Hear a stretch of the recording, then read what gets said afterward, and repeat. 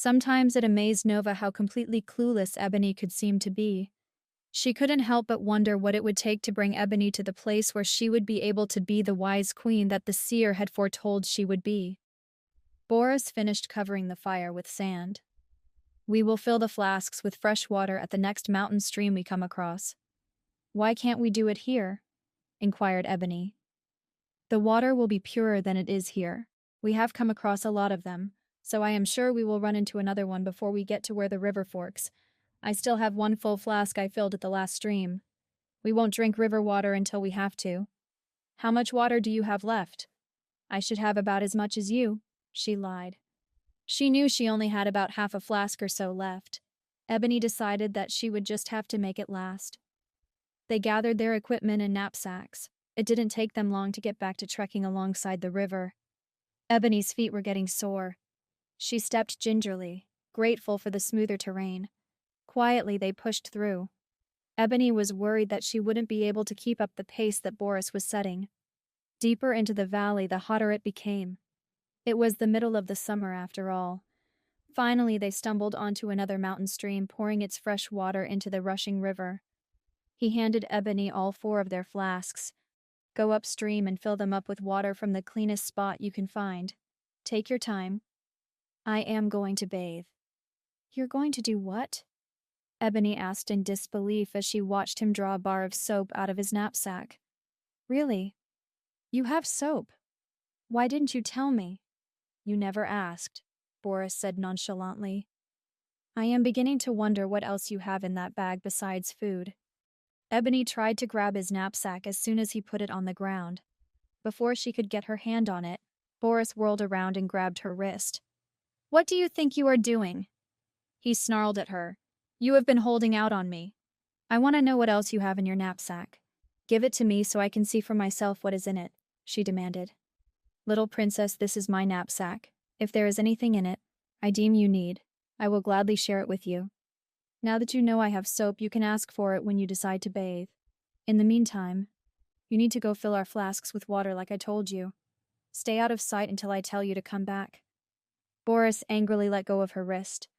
Ebony folded her arms. She stomped her foot. When she did, she winced slightly. She tried to hide it by yelling at him. "I am so tired of you telling me what to do. When you know what to do, I won't have to tell you. Now do as I said." Boris pulled his shirt off. "Or you can watch me bathe." Ebony caught herself staring at his muscular broad shoulders. Boris started laughing. "You're despicable," she yelled as she took off upstream. "Oh, he makes me so mad," Ebony said to Nova. "I can tell," Nova said dryly. "Are you angry at him for telling you what to do? Or because he decided to bathe?" "I am angry because he has soap and didn't tell me. He probably has a comb in that bag, too. Oh, how I would love to wash my hair and comb it out.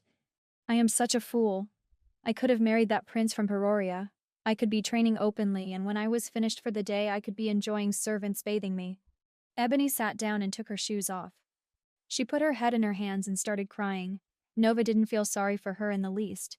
Ebony's brash behavior had separated her from Radion, and she wasn't about to let Ebony feel sorry for herself if she wasn't going to take the responsibility for her horrendous behavior that night at the ball.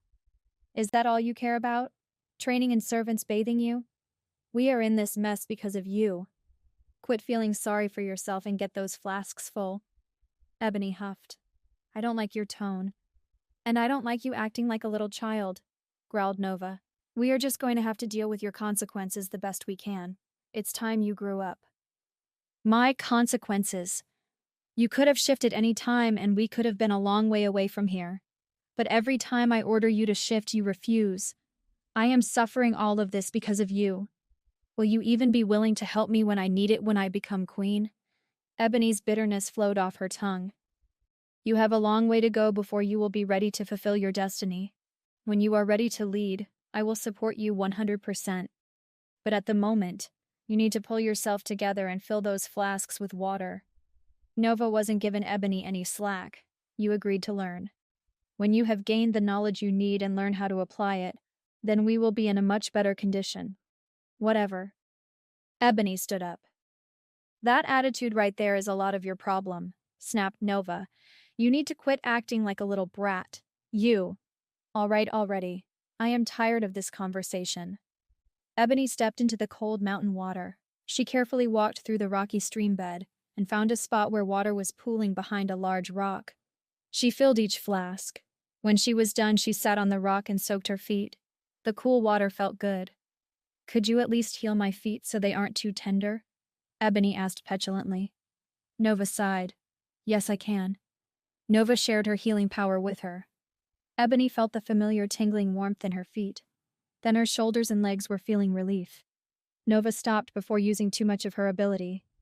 That's all for now. I don't know when you will eat again today. I don't want to drain too much of your energy. You never limited your healing power before, complained Ebony. That was when you were getting 3 solid meals a day and snacks anytime you wished. And you had ample rest and didn't do much of anything except be a pain to your family, snarked Nova. Ebony's lack of appreciation for anything that anyone did for her was wearing Nova's patience thin. Ebony ignored Nova. She really didn't have anything to say to that unless it was to complain about the lack of food, and as far as she was concerned, that was her father's fault. If he hadn't forced her to be in the situation where she was expected to find a mate when she didn't want to, none of this would have happened.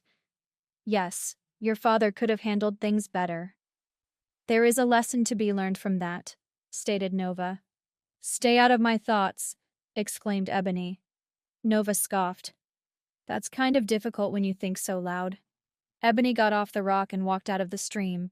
She sat down in the grass and wriggled her toes, trying to get some airflow through them to dry them before putting her shoes on. Suddenly, she felt something move beside her and a painful sting in her thigh. She jumped up and saw a viper in the grass where she had just been sitting. Nova gave her some strength and Ebony jumped back as the snake struck at her again, barely missing her. Ebony began screaming hysterically at the top of her lungs. Boris! Boris! She screamed. Calm down, Ebony. Stand still. Nova spoke loudly in Ebony's mind, trying to get her attention. I think I was just snake bit. Panic filled Ebony. What do I do? I think so too, Nova said in a calming voice. That's why you need to stay still. Boris is coming. Ebony didn't have the presence of mind to ask Nova how she knew Boris was on his way to her. She started to hyperventilate. Stop, commanded Nova. Concentrate on your breathing. Take deep breaths and exhale slowly. Ebony did as Nova instructed her. It was difficult but not impossible. It seemed like an eternity before Boris got to her. What are you screaming about? He demanded. I think I was snake bit. Panic filled Ebony again, and saying it out loud scared her even more. Tears welled in her eyes. Am I going to die? You won't if you shift, he said. Tell your dragon to shift now. You heard him, said Ebony to Nova. Shift. I will, said Nova.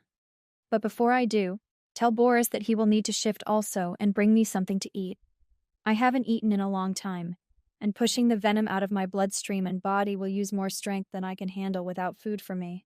We won't survive. Terror filled Ebony. She wasn't ready to die. Nova told me to tell you before we shift that you are going to have to get her something to eat or we won't survive. She won't have enough strength. I know where some mountain goats hang out. Tell her to shift and I will be back with something for her to eat. Boris stepped back from where Ebony was standing. Tell her to lay partially in the river. The cold will help slow down the venom in her bloodstream. Ebony nodded just before she shifted. Boris had barely gotten out of her way when Nova appeared. Nova walked down the short distance by the stream to lay in the river. She closed her eyes. Ebony could hear Boris's dragon's wings as he flew away. Nova, open your eyes. I want to see Boris's dragon. I can't, Nova mumbled. I need to concentrate on healing us. Sing to me. Ebony began humming a lullaby that Elsie used to sing to her when she felt ill as a child, before Nova had come to her. She would occasionally feel Nova twitch as she pushed the venom out of her body. As she hummed, images would pop into her mind of them dying in the valley and no one would know. Ebony fought off the images and tried to imagine herself sitting on a throne. She took herself to a place in time where she had felt loved and protected. She felt one last long shudder. Are you all right? Will we live to see another day? Nova smiled a large, toothy grin that Ebony couldn't see. Yes, I am all right. As soon as I get a full stomach and refuel my body, we will be more than all right. We just need to wait for Boris. So we are healed? Asked Ebony. No, replied Nova. It took all my strength to push the venom out, but I don't have enough strength to heal. The venom damaged my blood vessels, and I am experiencing some internal bleeding. It's not enough to kill me. Also, there is some tissue damage in my body that needs to be healed. That's why I can't shift back to you for the moment. So you are telling me that the venom caused damage in a way that your body can handle, but mine can't. So could we stay like this forever as a dragon and live? Ebony wasn't excited at the prospect of being a dragon forever. Weariness filled Nova's voice. No. If this had happened and we were alone, we would have died. I do not have enough strength to fly and find food for myself. Because I don't have the strength to move or heal myself, eventually, the damage caused by the venom will beat the life or death struggle we are experiencing now. Will we live long enough for Boris's dragon to save us? We will be all right, but I need to rest until Boris gets back. Nova closed her eyes and laid her head on the grass. Ebony listened for Boris's dragon's wings. She worried he wouldn't get back soon enough. Or even worse, what if he never returned and left them to die? He would be free of her forever. The thought paralyzed Ebony with fear.